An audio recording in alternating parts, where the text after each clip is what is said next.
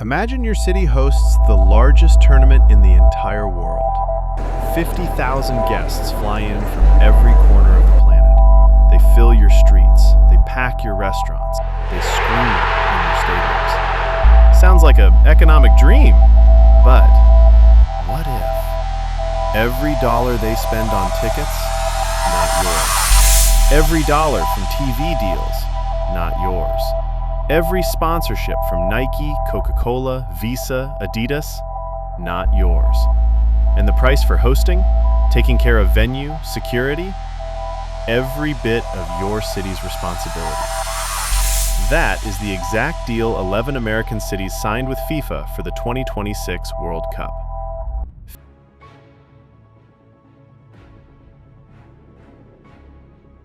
To understand why the cities are losing, you first have to understand how FIFA actually works. Most people picture it as some kind of international sports commission, a governing body, bureaucratic, maybe a little corrupt, but ultimately just an administrator of the game. But here is what FIFA actually is: a private club, registered in Zurich, Switzerland, with over 211 member associations. More than the United Nations, it holds full control over the single most watched sporting event on Earth. And it is structured legally as a nonprofit. So let me say that again. The organization about to pocket $10.9 billion from games played in Texas, California, Georgia, and New Jersey is, on paper, a charity. Under Swiss law, FIFA pays effectively zero tax on its World Cup revenues. And before each tournament, it goes further. It negotiates additional tax exemptions from the host country itself. In Brazil 2014, that was written directly into federal legislation. So where does $10.9 billion actually come from? There are at core three fundamental streams. TV rights, $4.2 billion. Fox Sports and Telemundo alone paid $1.25 billion for U.S. broadcast rights, paid directly to FIFA. Sponsorships, $2.8 billion. Every Adidas badge, every Coca-Cola banner, every Visa screen around the tournament flows directly to FIFA. And compared to the 2022 World Cup, that's a 59% jump. And then tickets and hospitality, $3 billion. In Qatar 2022, matchday revenue was around $950 million. In 2026, it's projected to hit $3 billion, a 206%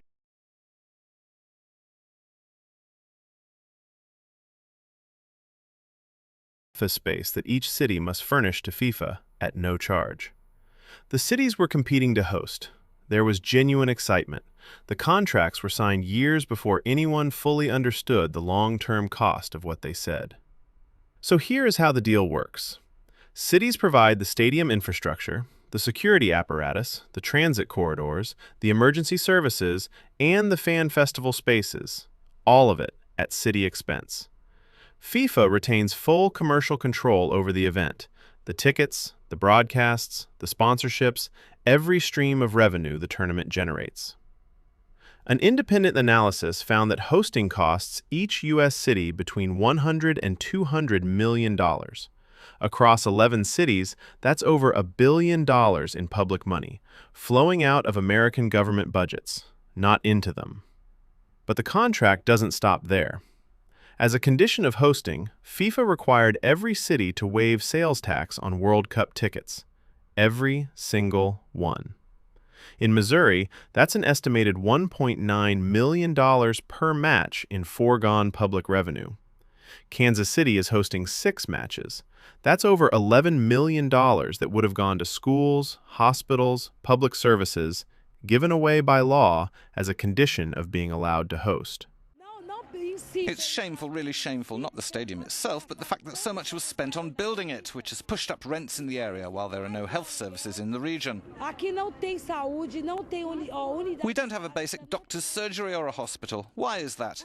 Because they chose not to spend the money on health or education, but on these works, which have only worsened our housing problems.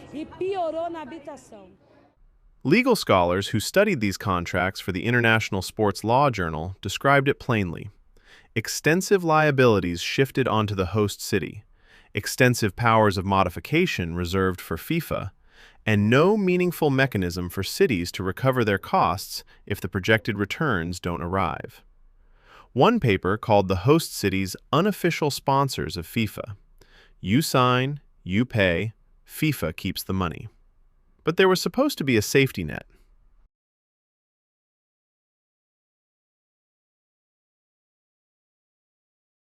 Last July, Congress passed legislation allocating $625 million to the 11 host cities, specifically to cover security costs and fan festival operations.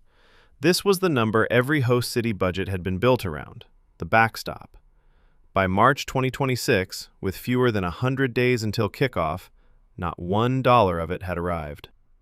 In Foxborough, Massachusetts, local leaders sat in a public select board meeting and asked for answers.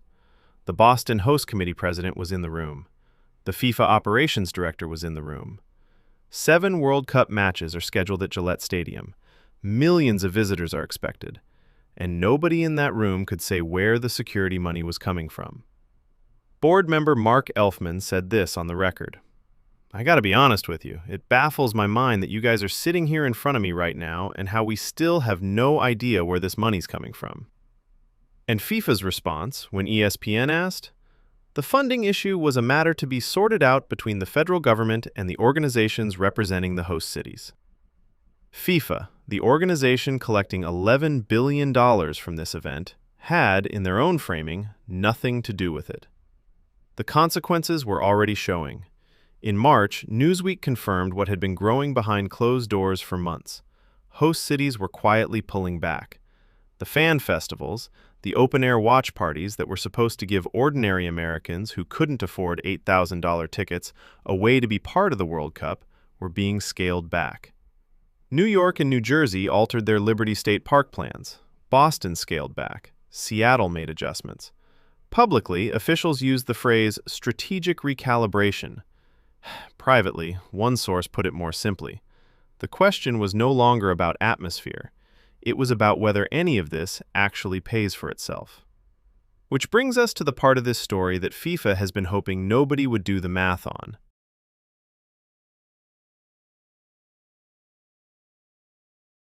FIFA's pitch to every host city is always the same. Tourism boom, job creation, global prestige, economic returns that more than cover what you spent. It's a beautiful story, and it has worked. Cities keep believing it, keep bidding, keep signing.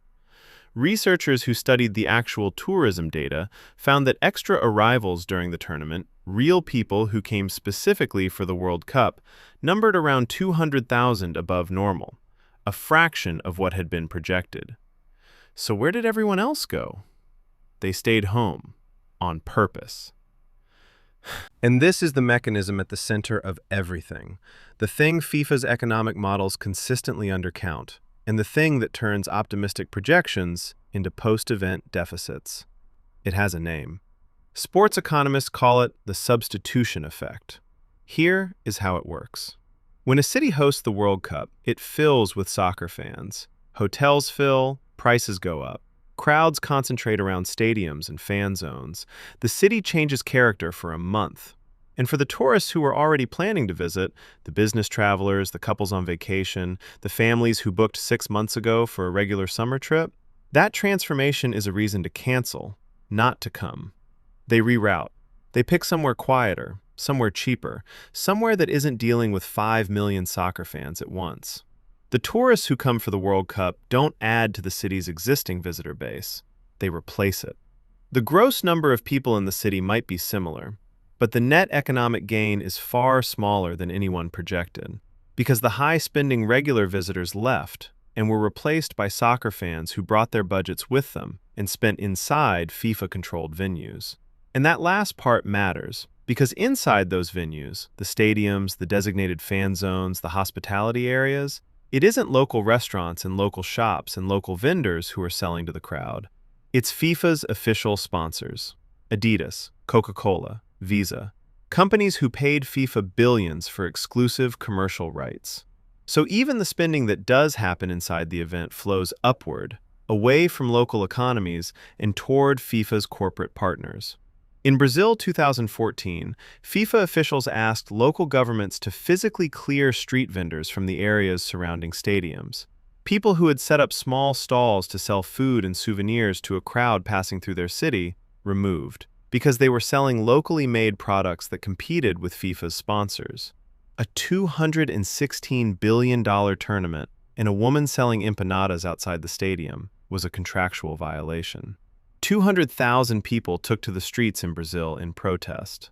A 28-year-old saleswoman named Graciela Caçador told reporters, "They spent billions of dollars building stadiums and nothing on education and health."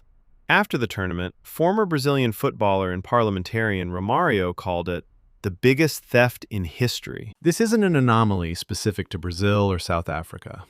After Super Bowl 50 in San Francisco, a much smaller, shorter event, restaurant owners reported 40 to 50% drops in reservations. Regular customers stayed away from the congestion. After the Winter Olympics in Salt Lake City, general retailers lost $167 million, even as tourism businesses gained $70 million. The net was negative. The substitution effect erased the gains and then some. The pattern is the same every time. The projections count the people coming in. They don't count the people who decide not to come because of those people. And the gap between those two numbers is where the economic boom quietly disappears. Now look at 2026. The American Hotels and Lodging Association's own vice president said in March, "Bookings have been softer than expected." New York City's own reporting showed hotels with fewer advance reservations than they had this time last year, with no major events on the calendar. In Philadelphia, 2,000 room nights were canceled. The New York City comptroller ran the numbers and found that even if FIFA's projections materialized in full, the city might still lose money on policing costs alone. The substitution effect was already at work before a single match had been played. Will the World Cup this year be any different than the previous 14 editions over the last 50 years? We can only wait to find out. But what's certain is that if host countries don't start negotiating contracts on better terms, this entire pattern of losses will keep repeating itself, even though there is clearly money to be made which can benefit the host city. Because the prestige that FIFA promised doesn't carry over as well to the actual revenue. And this year, there are two more things which will impact the earning projections even more. The first is the ice crisis, and second is the 2026 US-Iran war. We will discuss their impact in the next video. Thanks for watching!